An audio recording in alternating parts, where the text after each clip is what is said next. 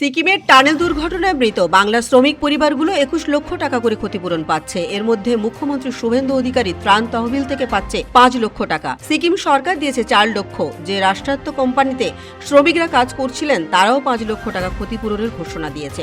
যাদের হাতে কাজের দায়িত্ব ছিল তারাও দিচ্ছে ৫ লক্ষ টাকা করে ক্ষতিপূরণ। প্রধানমন্ত্রীর ত্রাণ তহবিল থেকেও ২ লক্ষ করে টাকা পাচ্ছে পরিবারগুলো। আজ প্রশাসনিক কাজে জলপাইগুড়িতে গিয়ে ক্ষতিপূরণের ঘোষণা করলেন মুখ্যমন্ত্রী শুভেন্দু অধিকারী। তবে তিনি এটাকে অনুদান বলতে রাজি নন। মানবিক কারণেই পরিবারগুলোর পাশে দাঁড়াতে সরকারের এই সিদ্ধান্ত বলে জানালেন মুখ্যমন্ত্রী শুভেন্দু অধিকারী। না, সাহায্য না, এটা হচ্ছে মানবিক এবং দায়িত্ববোধ থেকে আসা। এরা আমাদের সহনাগরিক, পেটের টানে সিকিমে গেছিল ঝুঁকিপূর্ণ কাজ করতে, কারণ বাংলায় তো কাজ নেই। এখন আমরা এসেছি ধীরে ধীরে কাজ দেব এবং ফিরবে সবাই। তা সেই মানবিক কারণে এসেছি এবং আমার সঙ্গে প্রথম দিন থেকেই সিকিমের মুখ্যমন্ত্রীর যোগাযোগ ছিল।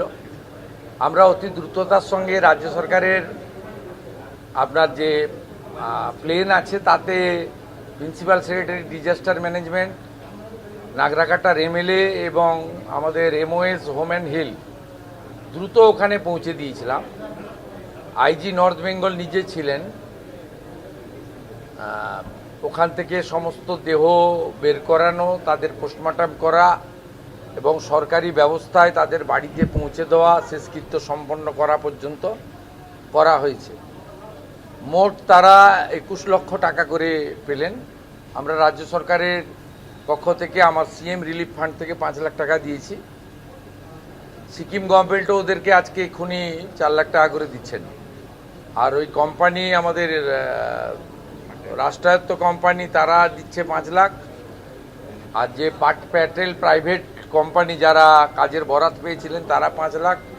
আমাদের অনারেবল পিএম স্যার নিজে টুইট করেছেন এবং পিএম কেয়ার থেকেও ২ লাখ টাকা করে দিয়েছেন। সব মিলিয়ে ২১ লাখ। রাজ্যে এবারে কর্মসংস্থানের দিকে জোর দিলেন মুখ্যমন্ত্রী। পরিযায়ী শ্রমিকদের যাতে আর বাইরে যেতে না হয় সে কথা জানালেন তিনি। ২০ জুলাই পশ্চিম সিকিমের নামচিতে তিস্তার উপর সরকারি হাইড্রো পাওয়ার প্রকল্পে কাজ করার সময় ভূমিধসের কবলে পড়েন পরিযায়ী শ্রমিকরা, যার মধ্যে বেশিরভাগই ছিলেন বাংলা থেকে যাওয়া পরিযায়ী শ্রমিক। ১.৫ কিলোমিটার টানেলের মধ্যে আটকে পড়েন তারা। ২০ জন শ্রমিকের মৃত্যু হয়, যার মধ্যে ১১ জন পশ্চিমবঙ্গের। আজ সেই শ্রমিক পরিবারের সদস্যদের ৭ জনকে হোমগার্ডের ও ৪ জনকে সিভিক ভলেন্টিয়ারে চাকরি দেওয়ার ঘোষণা করলেন মুখ্যমন্ত্রী শুভেন্দু অধিকারী। ৭ জনকে হোমগার্ডে চাকরি দিলাম, আর ৪ জনের হোমগার্ডে ক্রাইটেরিয়া ফিট করছিল না, সেই জন্য তাদেরকে সিভিক ভলেন্টিয়ার্সে কাজ দেওয়া হলো। এগুলো আমাদের দায়িত্বের মধ্যে পড়ে, এগুলো আমরা করলাম। সমস্ত প্রান্তিক মানুষ মেটেলি ব্লকের আছে, নাগরাকাটার আছে, হালাকাটার আছে। আমার সঙ্গে রাষ্ট্রমন্ত্রী ছিলেন হোমের, জলপাইগুড়ির সাংসদ ছিলেন, আর এমএলএরা ছিলেন, আমাদের ২ জন রাষ্ট্রবাদী সহকর্মী ছিলেন, বাপি গোস্বামী, শ্যামল রায়, এবং প্রশাসনের সবাই ছিলেন।